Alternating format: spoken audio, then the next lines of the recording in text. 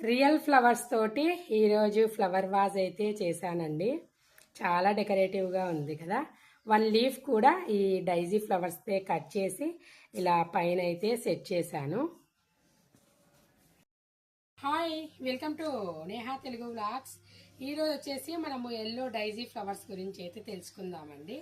ఈ మొక్కను గ్రో చేయడం కూడా చాలా ఈజీనే.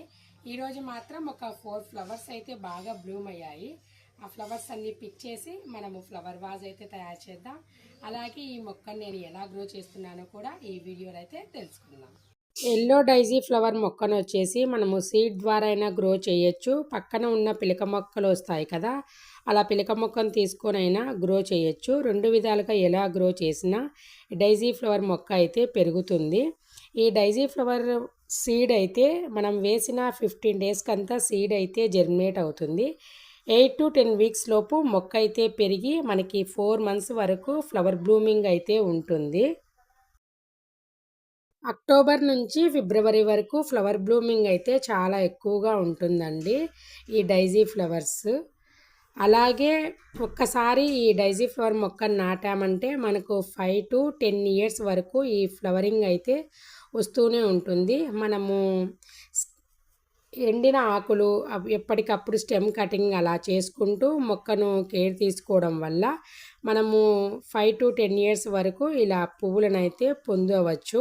ఈ డైజీ ఫ్లవర్ పూలను మొగ్గలు కూడా చాలా ఎక్కువగా వచ్చాయండి.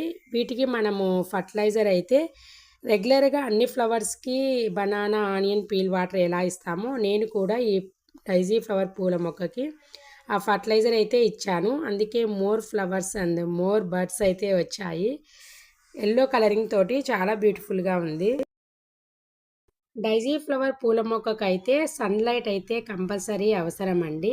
అలాగే వాటర్ విషయంలో కూడా కాస్త మాయిశ్చరైజర్గానే ఉంచాలి. అలానే మరి ఎక్కువగా ఇవ్వకూడదు, డ్రైగా ఉంచకూడదు. అలా కొంచెం మాయిశ్చర్గా ఉంచడం వల్ల మొక్కకి నీరు బాగా అంది పువ్వులు కూడా మనకి బాగా రావడానికి అవకాశం అయితే ఉంటుంది. ఎండిన పువ్వులను ఎప్పటికప్పుడు తీసివేయడం వల్ల కొత్త పువ్వులు రావడానికి అవకాశం ఉంటుంది.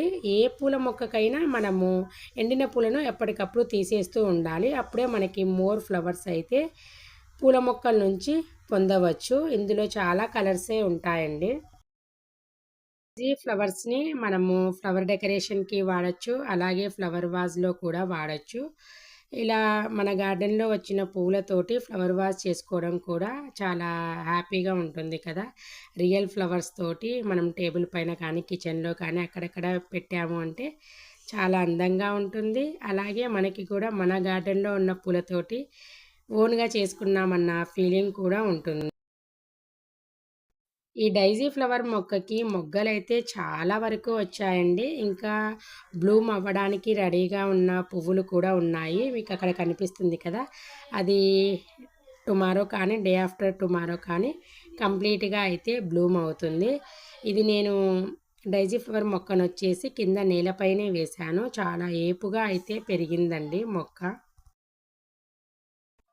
మన గార్డెన్లో ఉన్న ఈ డైజీ ఫ్లవర్ పువ్వు వాడినప్పుడు ఆ ఎండిపోయిన సీడ్స్ తోటే మనము గ్రో చేసుకుంటే సరిపోతుంది.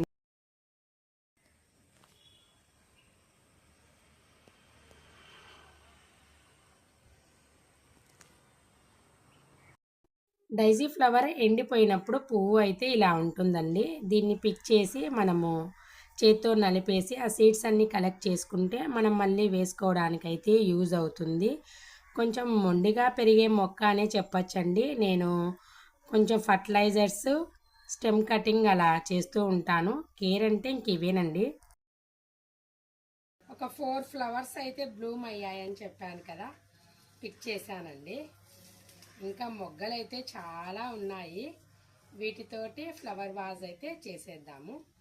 నాకు మిర్రర్ పక్కన ఒక చిన్న వుడెన్ బాక్స్ లాంటిది అయితే ఉంది. ఈ ఫ్లవర్స్ అందులో అయితే పెట్టేద్దాము. మిర్రర్ పక్కన ఉన్నటువంటి బాక్స్ వచ్చేసి ఇదేనండి. ఇది యాక్చువల్గా ఇక్కడ ఆర్టిఫిషియల్ ఫ్లవర్స్ పెట్టడానికి అన్నట్లు నేను తెచ్చాను. కానీ మన గార్డెన్లో ఉన్న ఫ్లవర్స్ తోటి రియల్ బుకే లాగా అయితే చేసుకోవచ్చు కదా. బుకే కాదు, ఫ్లవర్ వాజ్.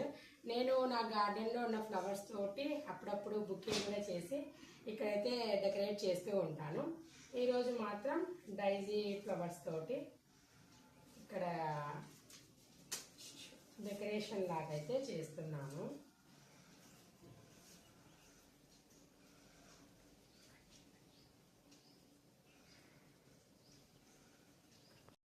డైజీ ఫ్లవర్స్ తోటి ఇలా ఫ్లవర్ వాజ్ అయితే రెడీ చేశానండి. రియల్ ఫ్లవర్స్ తోటి చాలా బ్యూటిఫుల్గా ఉంది కదా. ఇలా టచ్ చేస్తుంటే కూడా గుడ్ వైబ్ అయితే అనిపిస్తుంది. పైన 1 లీఫ్ అయితే సెట్ చేశాను.